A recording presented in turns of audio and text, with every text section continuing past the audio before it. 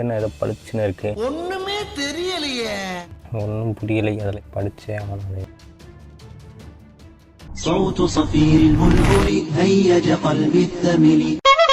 வணக்கம் தோழர்களே, இந்த வீடியோவில் நம்ம என்ன பார்க்க போறோம்னு பார்த்தீங்கன்னாக்கா ஆட்டோ கோட்ஸ் அதை தான் நம்ம இப்போ ரிவ்யூ பண்ண போகிறோம். அன்னைக்கு ஒரு நாள் டிராஃபிக்கில் நின்றுட்டு இருக்கும்போது எதிரில் ஒரு ஆட்டோ ஒன்று நின்றுட்டு இருந்துச்சு. அதில் இருக்க கோட்டை படித்து பார்த்த உடனே எனக்கு ஒரே சிரிப்பாக ஆயிடுச்சு. சரி, அதையே ஒரு கண்டென்ட்டாக எடுத்து நம்ம ட்ரை பண்ணக்கூடாது அப்படின்னு சொல்லி வந்துட்டேன். மறக்காமல் இந்த வீடியோக்கு லைக் பண்ணிவிடுங்க.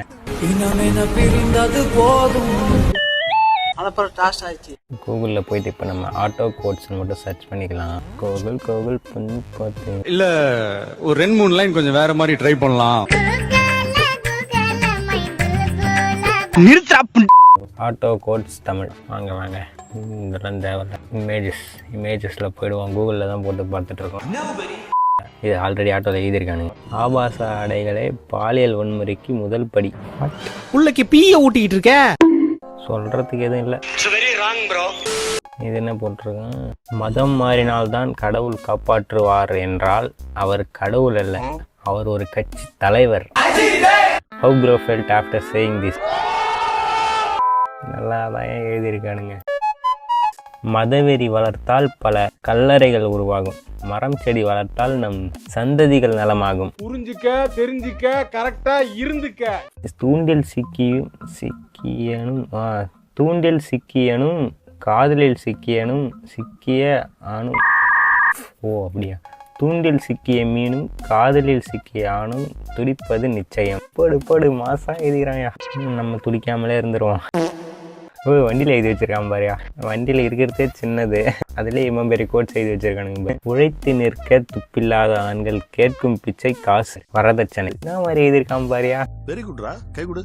வண்டியிலே இவன் எழுதுறாருனா பெருசா ஆட்டோ கார்னு வாங்கினாருனாக்கா என்ன மாதிரி எழுதுவாரு. நல்லது.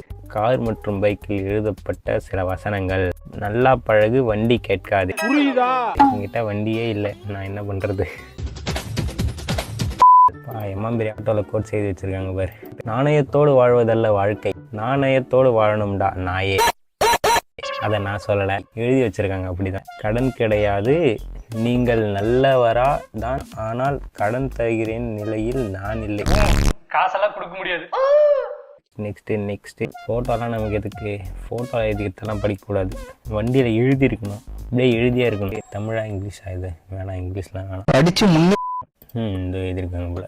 உங்கள் பயண செலவில் எங்கள் வாழ்க்கை எங்கள் வாழ்க்கை பயணம். தமிழே தகராறா இருக்கு, நான் என்ன பண்ணுவேன்? படிப்பறிவு இல்லாத கழுத.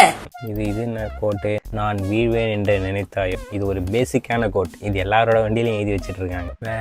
வேற ஆட்டோ ரிக்ஷா கோட்ஸ்ன்னு போட்டா வருது போல நிறைய. சுங்கரோ, இது ஆல்ரெடி படிச்சாச்சு. வேற எதுவுமே இல்லை. நான் கூட நிறைய இருக்குன்னு நினைச்சு வந்தேன். எல்லாம் இந்திக்காரன் தெலுங்குக்காரங்கள் தான். அது தெரிஞ்சா நான் ஏன்டா யூடியூப் சேனல்லாம் வச்சு நடத்திட்டு இருக்க போகிறேன். அந்த மெம்பர் செய்து வச்சுக்காது பாரு. சொத்துன்னு கெத்து காட்டாதே, சேர்த்து வைத்து விட்டு செத்து போவாடா நாயே. எமனை நம்பு, எவனையும் நம்பாதே, நான் பரதேசி.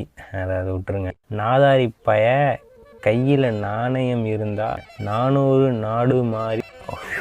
ஒன்றுமே புரியல. வேண்டாம். நெக்ஸ்டே வேற ஏதோ நீதி வச்சிருக்காரு. பேசினால் நல்லதையே பேசுங்கள் அல்லது மௌனமாக இருங்கள். ப்ரோ சைடு மூடிட்டு இருக்க மாட்டேடா. குடிகாரன்கள் அவகாசம் குலநாசம். No drink and drive. தோழர்களை வேற கோட்ஸ். சுடுகாட்டு பேயை கூட நம்பு, சொந்தக்கார நாய்களை நம்பாதே. அப்பல இவன் தான் இங்கே சிம்மத்தியா வாங்கியிருக்கான்.